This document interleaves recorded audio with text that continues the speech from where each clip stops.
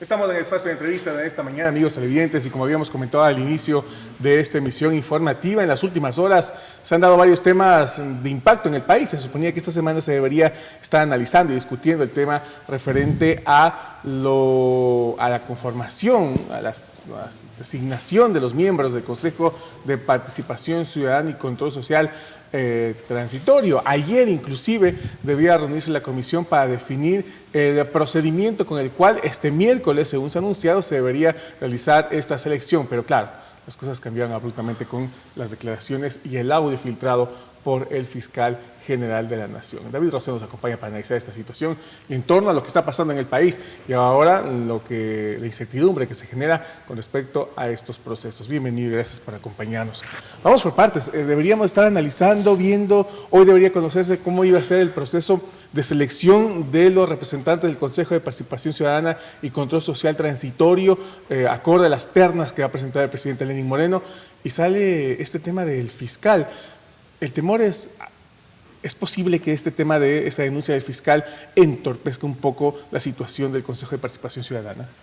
Muy buenos días, Fabricio. Un saludo cordial a toda la distinguida audiencia de TVN Canal.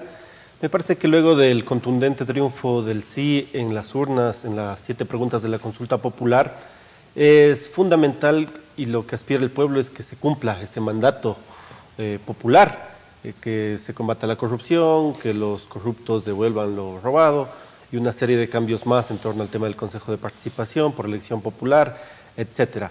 Y obviamente esas reformas legales le corresponde hacer a la Asamblea Nacional, todas y cada una de ellas. De hecho, hoy mismo esta comisión ocasional que se ha creado en la Asamblea con diferentes bancadas establece un tiempo hasta mediados de marzo para que terminen de hacer la reglamentación, las reformas para cómo realizar la elección por votación popular de los miembros del Consejo de Participación. Y también el día de mañana está previsto la posesión de los 7 miembros del Consejo Transitorio, luego que se ha enviado las ternas por parte del presidente Moreno. En ese sentido, yo creo que es necesario que se cumplan estos plazos, que se cumplan todo lo que está planteado. Incluso en las ternas hay personajes imbabureños de valía, como el doctor Julio César Trujillo, dirigentes también importantes que han resistido el correísmo, Luis Macas, Manuela Gallegos, por mencionar algunos, que nosotros vemos con buenos ojos que se democratice esta institución, precisamente para que se evalúe y se cese a las autoridades correístas que hoy están en el Estado. Ayer conversábamos con Marcelo Simbaña de Creo y él decía, sin embargo, que no es que ellos estén muy de acuerdo en el hecho de que simplemente se nombren a los primeros de la terna. Ellos aseguran que es necesario que se elija de los integrantes de cada terna, es decir, no se puede considerar que en este momento ya prácticamente está definido que los primeros de cada terna van a integrar el Consejo. Él considera que hay mucha gente que tiene muchas cosas, problemas inclusive por incumplimiento con la normativa legal de no tener inconvenientes con instituciones del Estado, rentas, etcétera, etcétera, y que eso podría privarles de la posibilidad de llegar al Consejo. Bueno, yo creo que evidentemente hay que analizar y votar terna por terna. Pero evidentemente... Esa sería la opción, votar terna por terna. Así es, pero ¿quién podría negar de la valía de Julio César Trujillo, por ejemplo? Del dirigente indígena Luis Macas, de otros que están en las ternas? Obviamente eso deberá analizar la Asamblea. En todo caso, nosotros desde las organizaciones sociales estamos respaldando principalmente estos nombres como la aspiración de que se dé una transparencia en el Consejo. ¿Los primeros de cada terna deberían ser quienes conformen el Consejo Transitorio? En el caso de las primeras ternas, el doctor Julio César Trujillo, Manuela Gallegos, Luis Macas, me parece que es adecuado. Las demás deberían analizarse, ¿no? En todo caso, esta es una primera parte.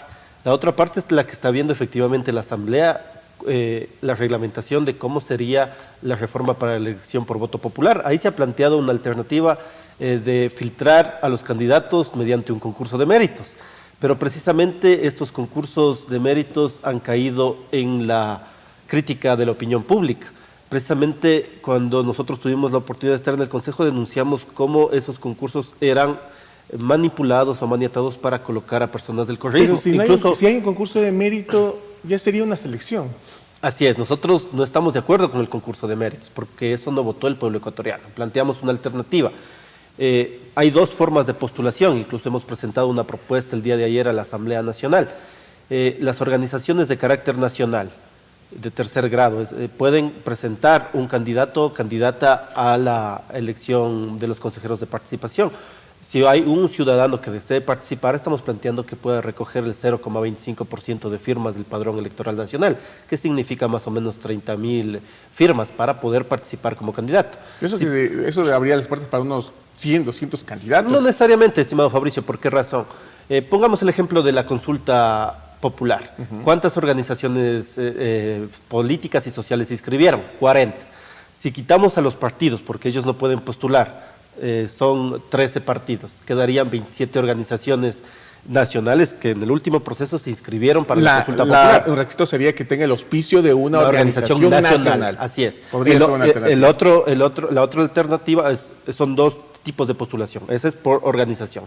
Si un ciudadano desea participar y no tiene un aval de una organización, estamos planteando que se recoja un 0,25 de firmas durante un tiempo perentorio, unos 3 meses máximo, y que se califiquen en el Consejo Nacional Electoral. Esto evita el concurso que ha caído en la crítica de la opinión pública. Incluso ayer el propio presidente de la Asamblea dijo que al actual fiscal le habrían regalado el cargo de fiscal. Entonces hay más razón para que no se den estos famosos concursos, porque quien dirige estos concursos es el Consejo Nacional Electoral, que nos dio al actual Consejo Nacional, al Consejo de Participación Ciudadana. Y ahí hay una media pugna que a lo mejor ahí no trascendió, pero lo escuché, porque se supone que una de las primeras labores que debería realizar el Consejo de Participación Ciudadana transitorio es revisar la idoneidad de los miembros del Consejo Nacional Electoral, porque se supone que el mandato señalaba que ellos pueden revisar a todos estos organismos que de alguna manera tienen directamente relación en su asignación por parte del Consejo, pero desde el CNE ya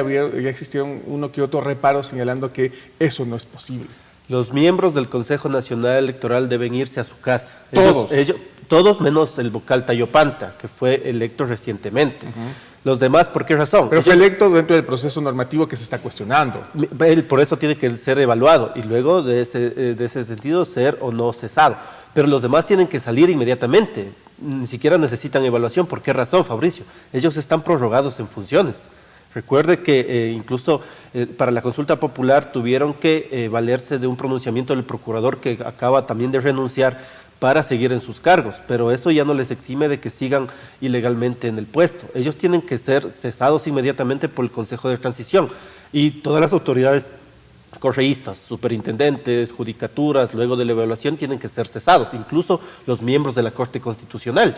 En ese sentido, nosotros creemos desde los sectores sociales que esta pugna que hoy mismo existe entre el presidente de la Asamblea, entre el actual fiscal, tiene que ver a una pelea entre compadres, es decir... Se hablan de acuerdos incumplidos. Así es, hay muchas cosas por aclarar. Nosotros creemos que debe investigar una justicia de informes independiente. Desaparecidos. Así es, mire, es grave lo que se denuncia. Y nosotros creemos que Serrano tiene que ser investigado y tiene que renunciar, pero también tiene que irse el actual fiscal, responsable de la farsa del 30 de septiembre, donde militares, policías, dirigentes sociales, políticos, periodistas fueron perseguidos inmisericordiamente. Ayer el presidente de la Asamblea tiene un volumen muy extenso de lo que él decía, documentación oficial del 30S, que iba a pedir que se conforme una comisión para que analice e investigue esta serie de documentos que nunca reveló qué tenían como su contenido, pero que al parecer involucrarían al ex fiscal que fue quien presidió la comisión 30 de 30S. Es básicamente el informe original realizado por Contraloría sobre indicios de responsabilidad penal.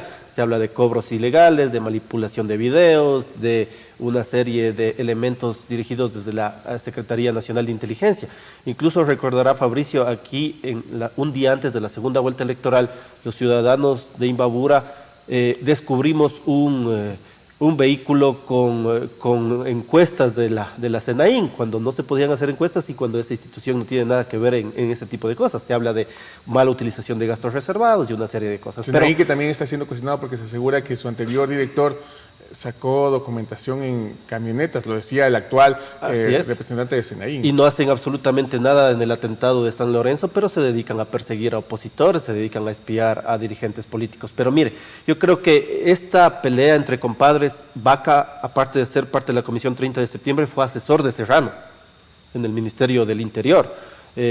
También estas personas fueron vinculadas al correísmo, el uno como ministro, el otro como asesor, como subsecretario. Incluso estas dos personas, Serrano y Vaca, tienen que salir del cargo, Pero tienen que ser investigados. El gobierno sigue poniendo como paños tibios a este tipo de situaciones.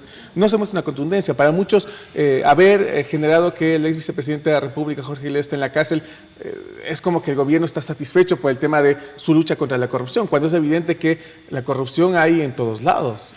Mire, yo creo que el presidente de la República tiene hoy, luego de la consulta popular, la oportunidad histórica de pasar a la historia y tomar el toro por los cuernos. Es decir, nada de medias tintas, de paños medios, nada de dejar hacer y dejar pasar. El presidente de la República tiene que limpiar de correístas todo el Estado ecuatoriano. No solo me refiero al presidente de la Asamblea Nacional, al fiscal, a los superintendentes, a la Judicatura, a la Corte Constitucional, a los miembros del Consejo Nacional Electoral, al hermano del fiscal que dirige el Tribunal Contencioso Electoral, una serie de autoridades que fueron impuestas por palancocracia. A mí me sorprende lo que dice Serrano, porque si él sabía que le regalaron el cargo, ¿por qué no hizo nada o no dijo nada en el momento en que todo esto o varios sectores denunciábamos precisamente los concursos maniatados? Entonces él tiene mucho que responder también. Yo creo que la ciudadanía está bastante indignada por lo que pasa en torno a los temas de corrupción. Mucho de este dinero, producto de la corrupción, puede ser invertido en trabajo, en obra social, en mejoramiento de las condiciones de vida. En todo caso, nosotros creemos que es necesario limpiar de correístas todo el Estado, que se dé una transparencia en todas estas acciones y que precisamente todos quienes fueron parte de la década robada puedan salir de los cargos y puedan explicar, ser investigados en torno a todos estos temas. Pero no podemos perder de vista que es necesario ir hacia un cumplimiento del mandato popular. Y esto significa no solo las reformas legales, sino que se empiece a solucionar los problemas del empleo, las reformas a las leyes como de comunicación, que se devuelve el 40% al IES, que se reformen leyes para permitir mayor ingreso de los jóvenes a la universidad, el tema del crédito productivo, entre otras herramientas importantes para mejorar las condiciones de vida de la gente. Agradecemos la presencia de David Rosero. Esta mañana analizamos la situación que vive el país en las últimas horas. Nos vamos a una primera pausa, volvemos enseguida con más aquí en Café Noticias.